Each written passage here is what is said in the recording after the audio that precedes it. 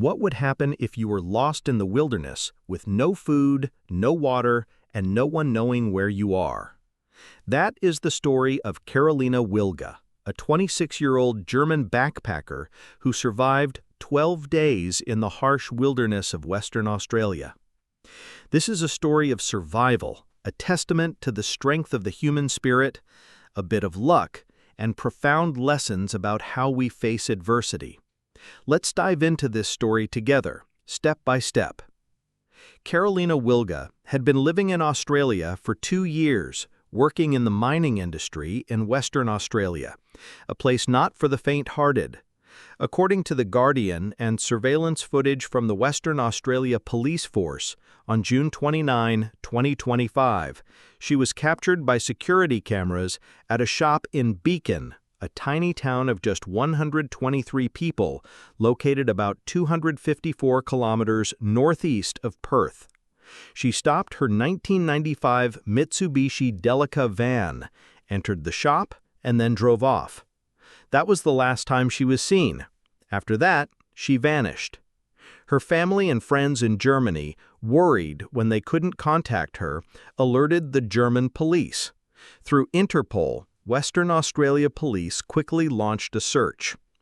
Imagine a vast, desolate land where cracked rocks and thorny bushes stretch endlessly.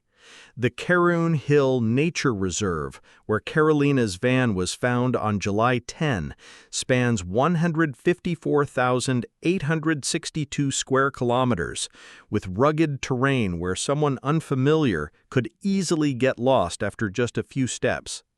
Detective Inspector Jessica Securo, in a press conference reported by ABC News, described the area. The area out there, there's mixed terrain. It can be quite dangerous if you don't know what you're doing or where you are going. It's very easy to get lost in that area. Carolina's van was stuck in the mud. She tried everything to free it, using MaxTrax, wood, anything she could find, but to no avail. The van was found, but Carolina was not.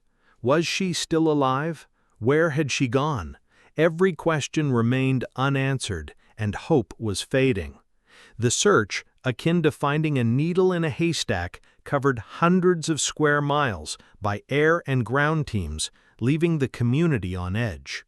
According to DW and The Guardian, Carolina later revealed that her van had rolled down a slope, causing her to hit her head hard. The impact left her disoriented, her mind in complete confusion and panic. Survival experts like Kelly Jackson, interviewed by ABC News, called this an amygdala hijack, when the brain is overwhelmed by adrenaline, making clear thinking impossible. In that state, Carolina made an illogical decision. She left her van, despite it containing water, food, and clothing, items that could have helped her survive longer. In such circumstances, any of us might make a similar mistake. This shows that even experienced individuals are not immune to moments of panic. For 11 days, Carolina walked 24 kilometers barefoot, navigating westward using the position of the sun. BBC and CBS News reported that she drank rainwater and water from muddy puddles, sleeping in rock caves to escape the freezing 0°C nights. She was covered in mosquito bites, her feet full of wounds, exhausted and dehydrated. Inspector Securo shared in a July 12 press conference. Today I'm pleased to say that missing backpacker Carolina Wilga was located safe and well yesterday evening after an extensive search. At about 4:15 p.m. yesterday, 11 July 2025, police were advised Carolina had been located after flagging down a passing car within the Wheatbelt area.